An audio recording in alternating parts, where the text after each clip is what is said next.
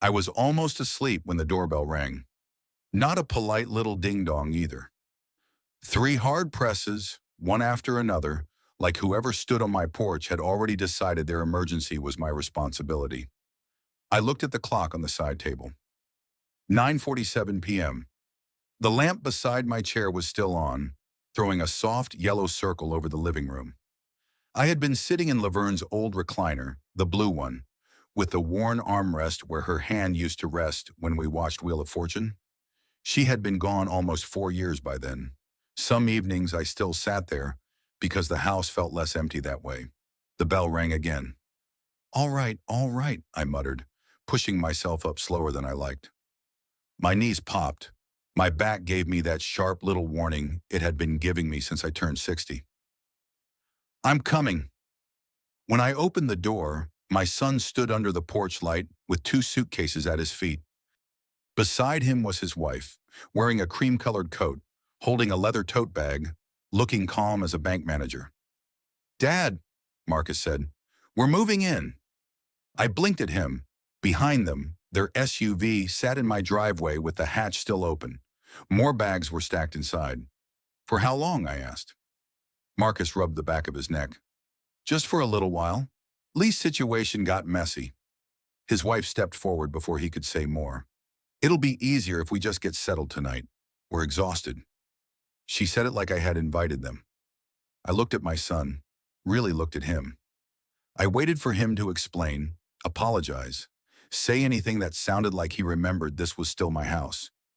He looked down and picked up one of the suitcases. That hurt more than the words. Still, he was my boy. 35 years old, sure. But in my mind, he was still the kid who used to fall asleep in the back seat after Little League games. Cleats muddy, hair stuck to his forehead, mouth open like the whole world had finally worn him out. So I stepped aside. Come on in, I said. His wife smiled like I had passed a test. They rolled those suitcases over my front threshold, across the rug Laverne picked out at a flea market in Noblesville, and straight into the hallway. I barely had the door closed when my daughter-in-law reached into her tote bag and pulled out a sheet of paper. Not regular printer paper. Laminated. She handed it to me with both hands. I made a basic house schedule, Simone said, just so everyone knows expectations. At the top in neat black letters, it said, House Rules.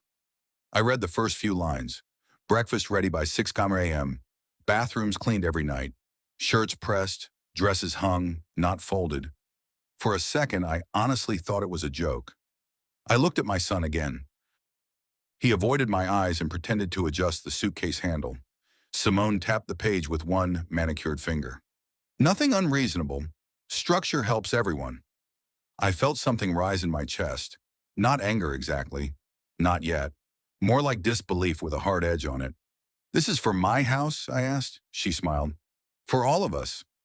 I looked past her into the kitchen where Laverne's recipe card still sat in a little wooden box by the stove.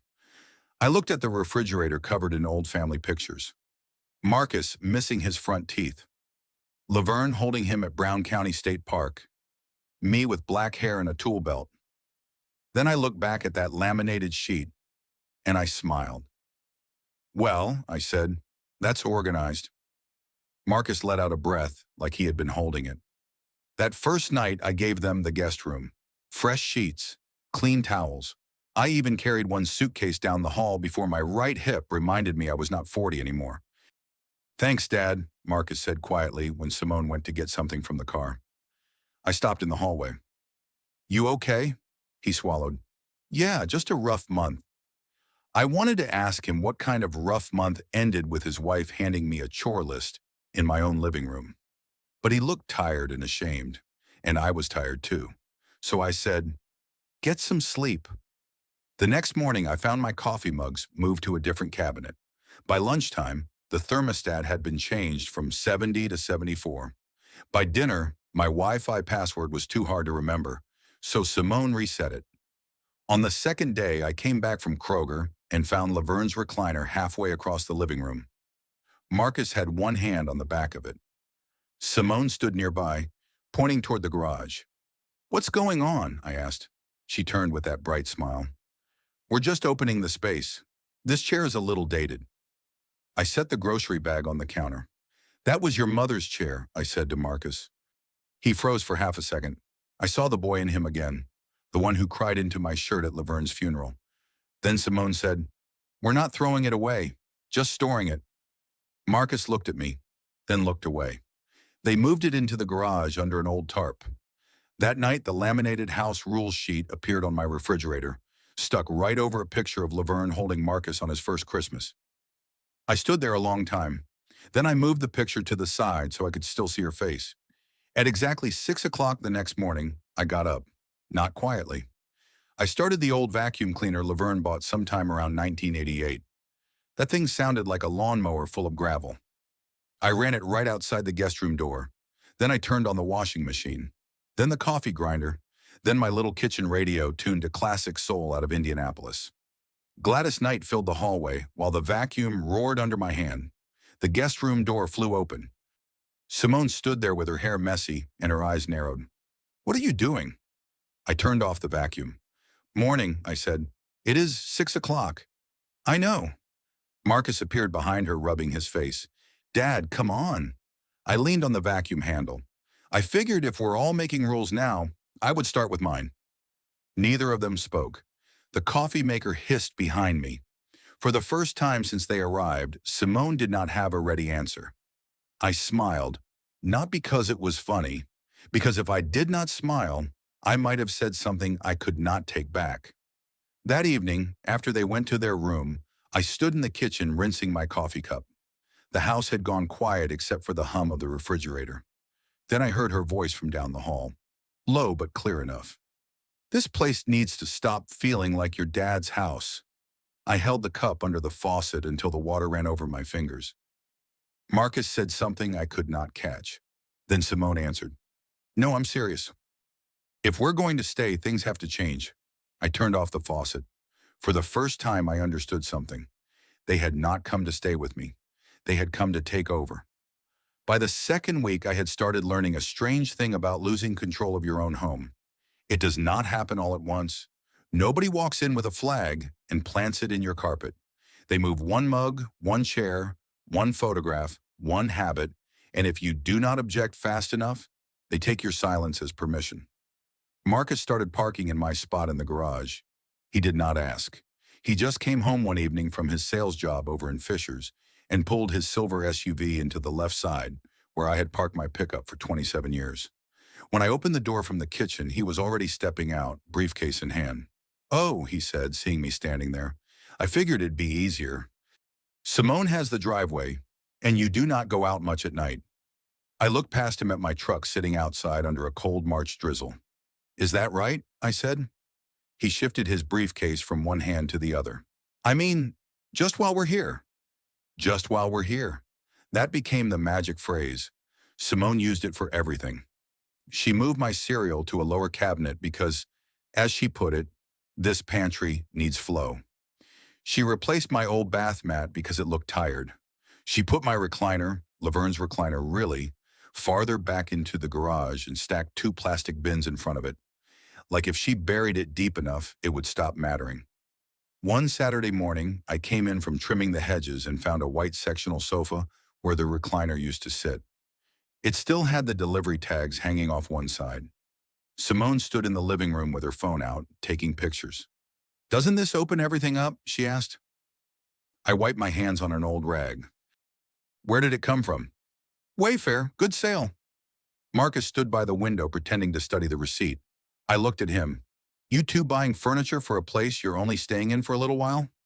Simone laughed lightly. "It's still useful, Walter. We can take it with us later."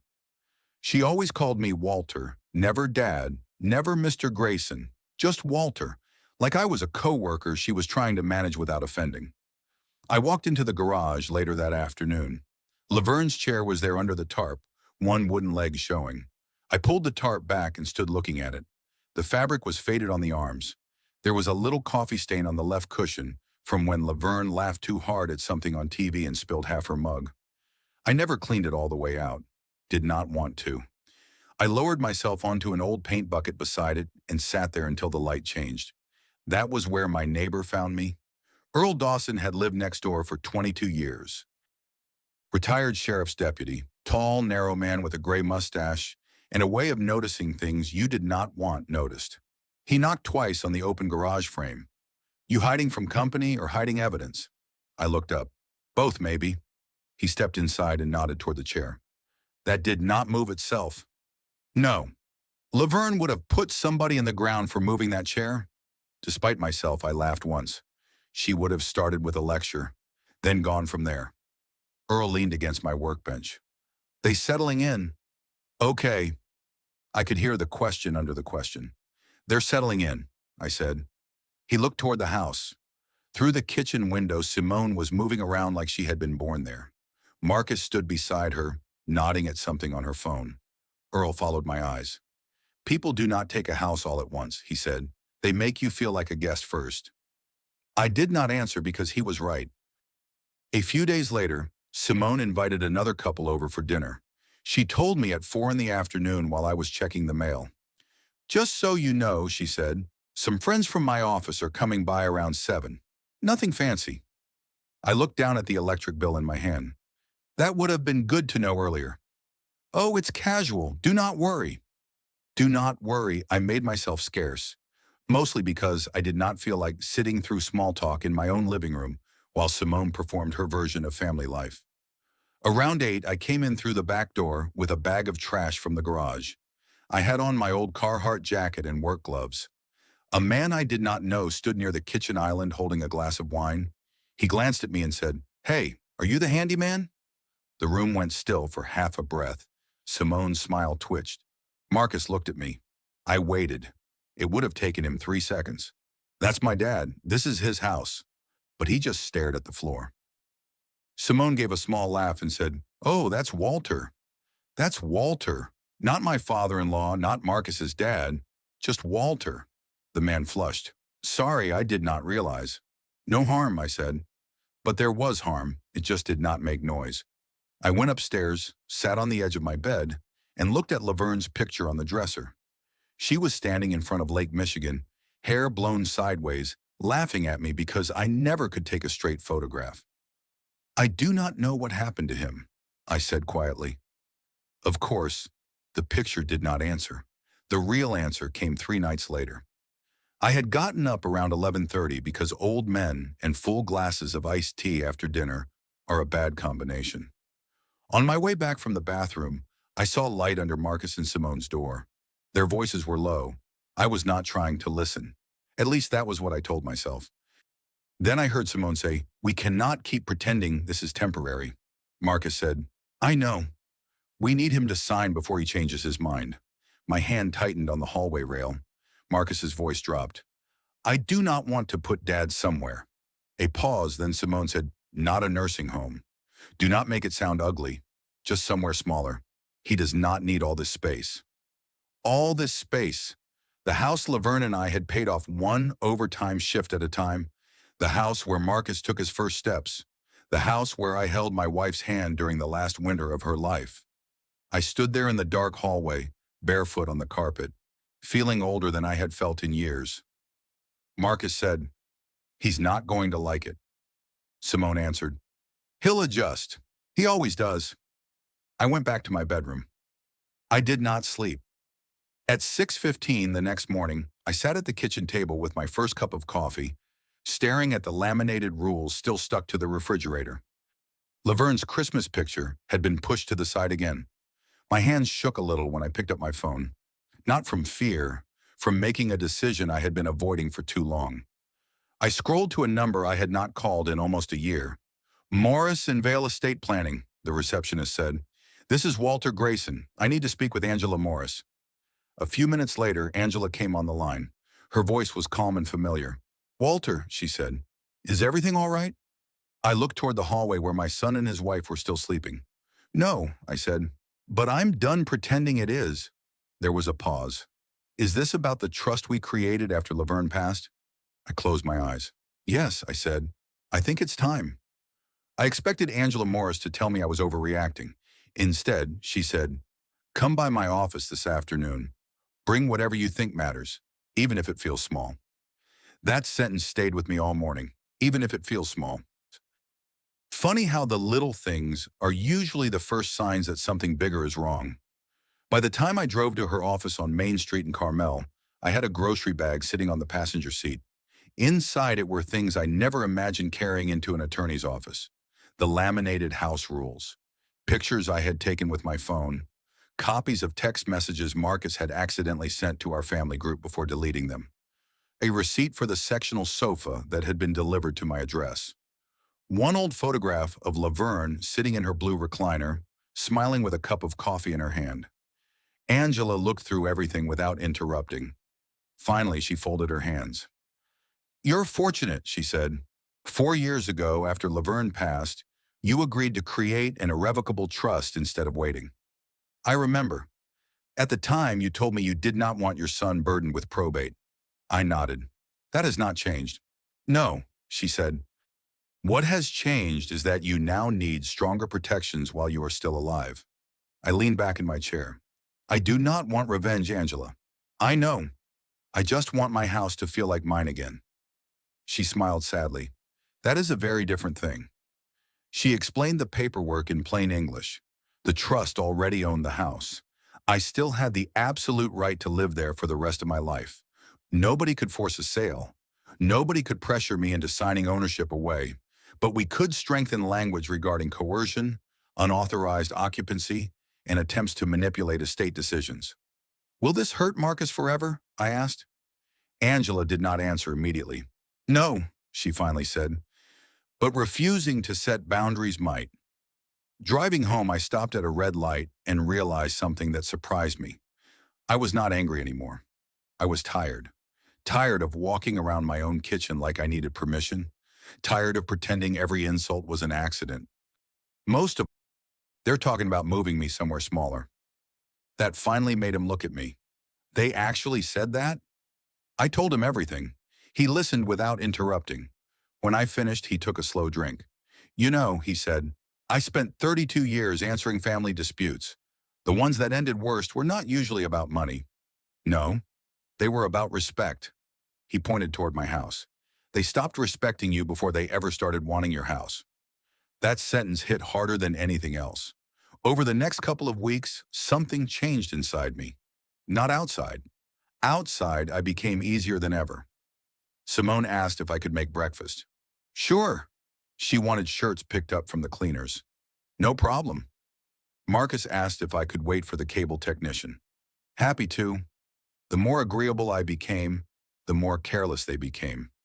Simone stopped lowering her voice during phone calls. Marcus stopped looking guilty. Boxes kept arriving. Paint. Rain tapped softly against the garage roof.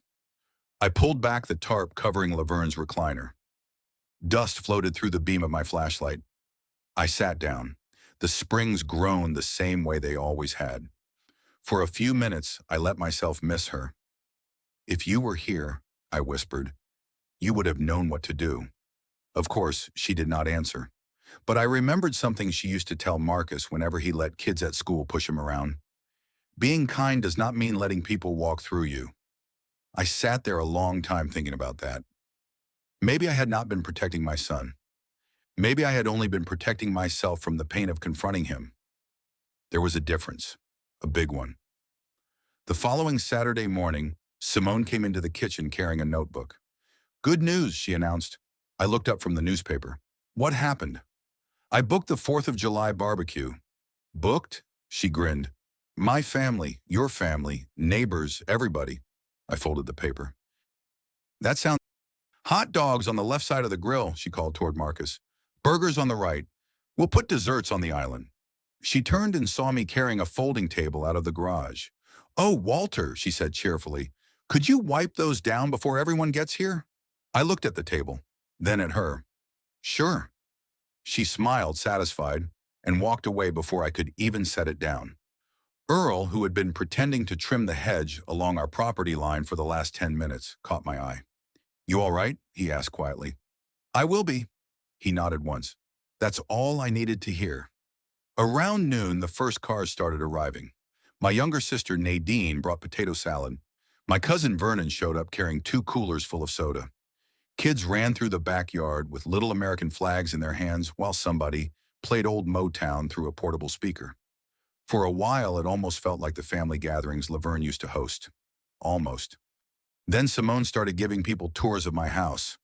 "Our kitchen gets amazing morning light," she told one couple. She pointed toward the den. "We're thinking of opening this wall up after the paperwork is finished."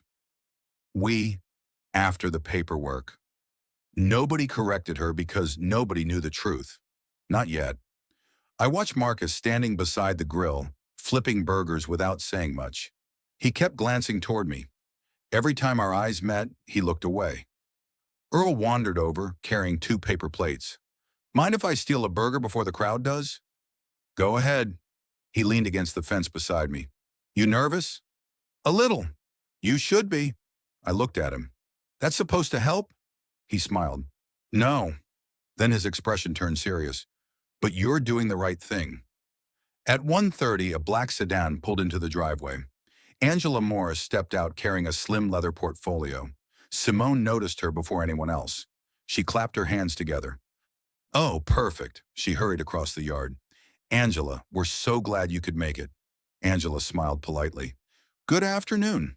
Simone looked around at everyone gathered near the patio. "This is wonderful timing. We can finally get the paperwork signed before dessert." Several relatives turned toward us. Nadine looked confused. "Paperwork?" Simone laughed. "Oh, nothing exciting. Walter has decided it's time to transfer the house." Marcus's shoulders stiffened. He whispered, "Simone," but she kept talking. "It'll save everyone trouble later." She reached into a kitchen drawer and came back holding a new box of pens. "I even bought these." Angela looked at me. I nodded once. She understood. Simone held out one of the pens. "Whenever you're ready." I smiled. "We will not be needing your pen."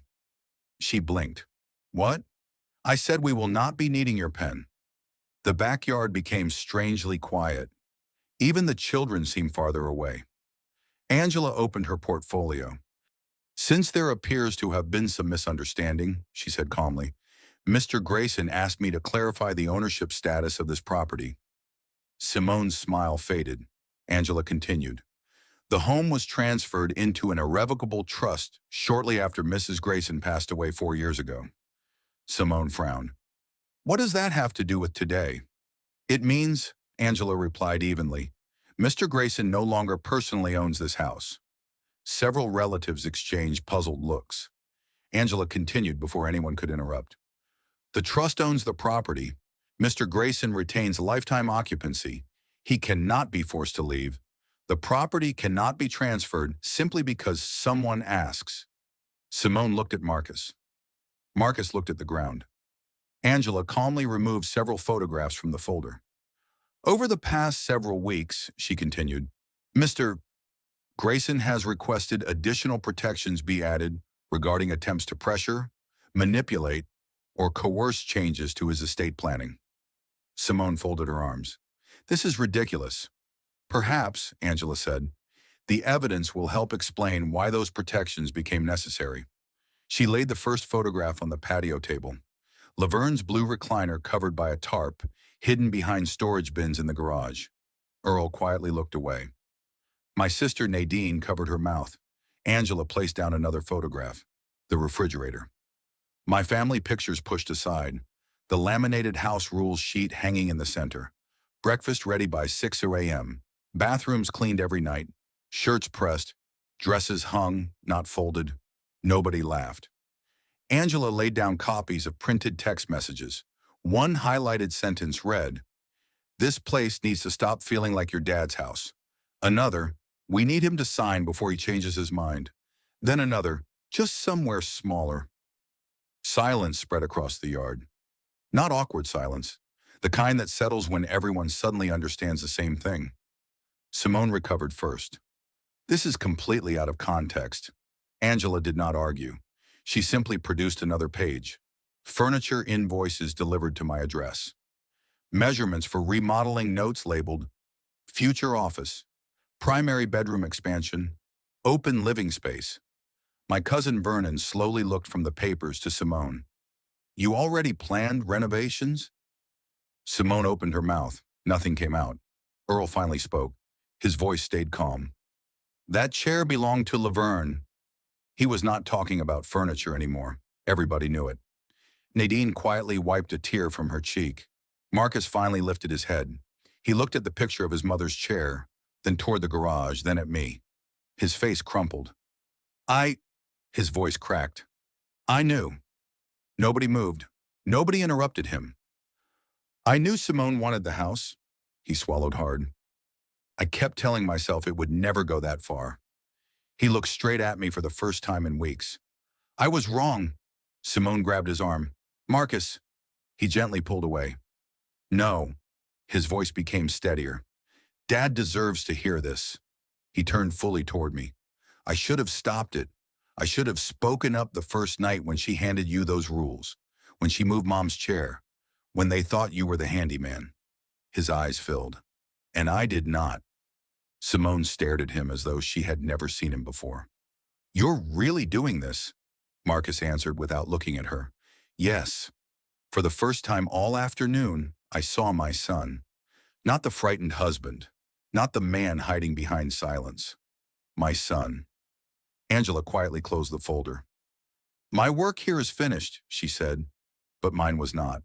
I took one slow step forward, looked at my son, then at the dozens of people standing in my backyard. Finally, I spoke. Nobody said a word. The only sound was the soft hiss from the grill where a couple of burgers had started to burn. I looked at Marcus, then at Simone.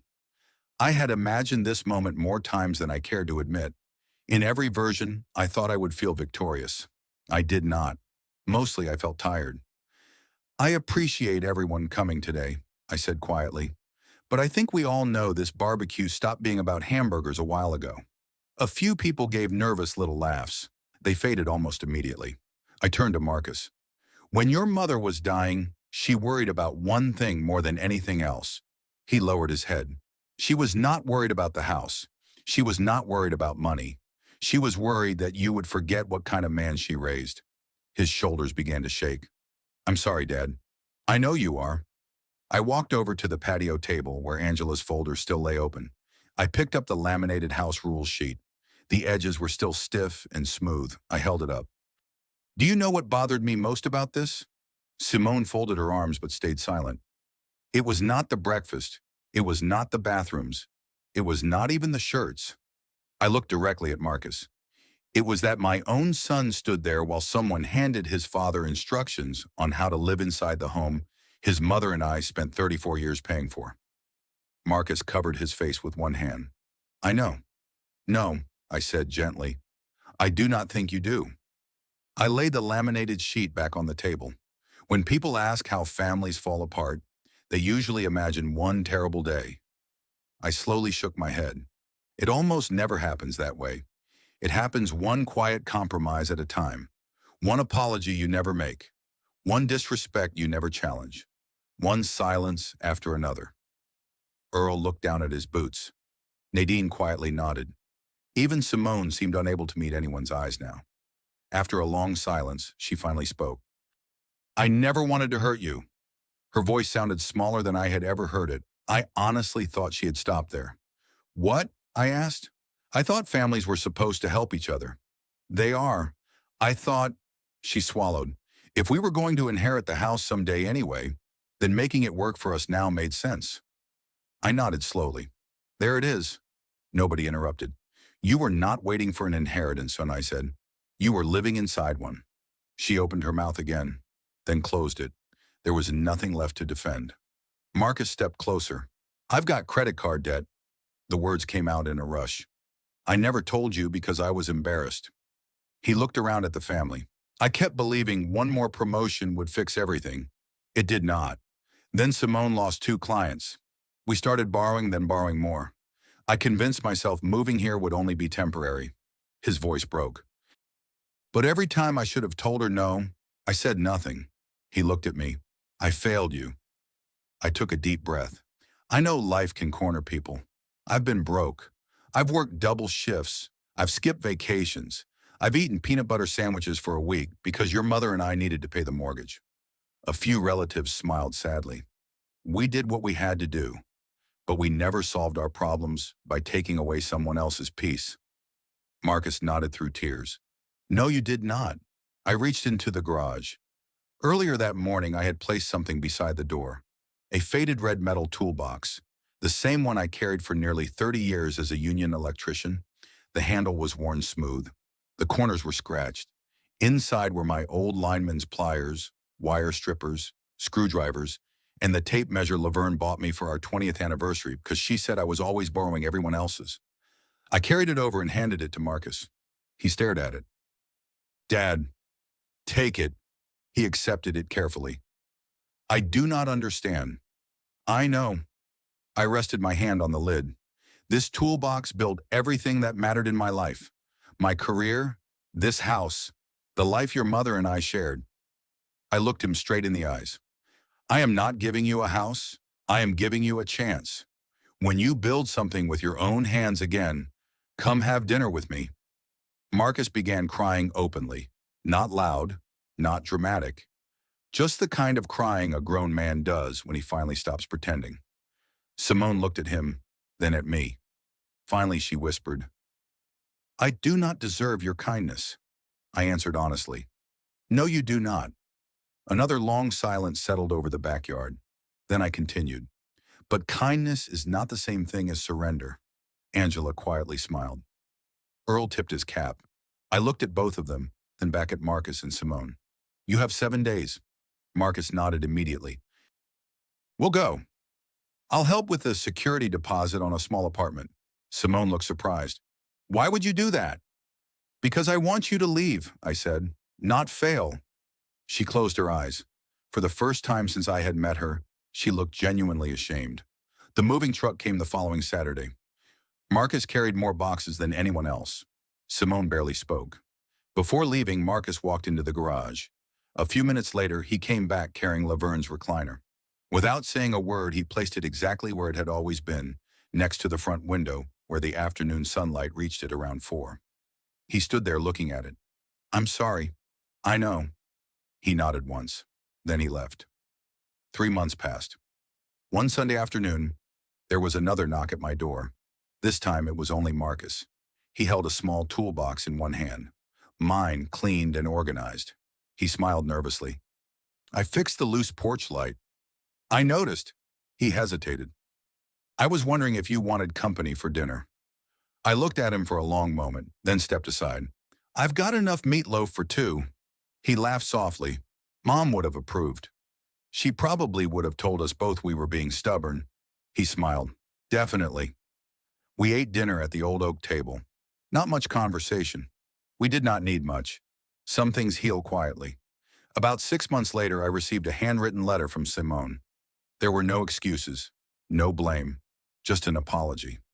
She admitted she had confused planning for control, efficiency for respect, helping for entitlement. I did not rush to answer. Eventually, I wrote back. I accepted her apology. Trust takes much longer than forgiveness. That never changed. Neither did the trust. The legal documents stayed exactly as they were. Boundaries remained. So did love. These days, Laverne's recliner is back beside the living room window. The family photographs are back where they belong. Every now and then, Marcus comes over on a Saturday afternoon. Sometimes we fix little things around the house. Sometimes we do not. Sometimes we just sit with coffee and watch the neighborhood go by. Growing older does not mean giving away your voice. It does not mean surrendering your dignity to keep the peace. Sometimes the kindest thing you can do for your family is teach them where the boundary is and stand by it,